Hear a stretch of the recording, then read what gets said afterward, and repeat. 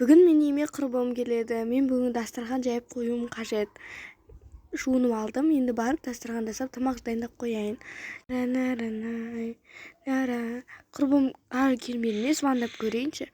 Алло, құрбым, қайдасың? Сәлем. Иә, мен жолдамын, қазір күтеді. Иә, жақсы күтемін ғой. Так, біреу келген сияқты, мен есікті ашайын. О, құрбым, қалайсың? Иә, сәлем. Иә, сол әңгіме қысқасы солай болды ғой, короче.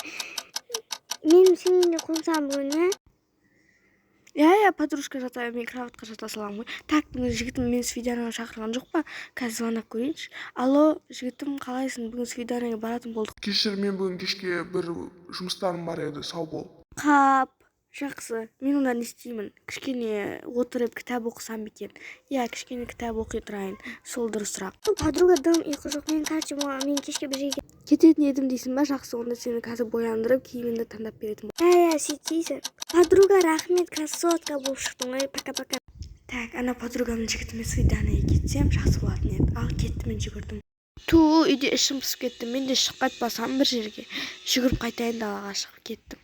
Стоп! Бұл не? Менің құрбым менің жігітіме?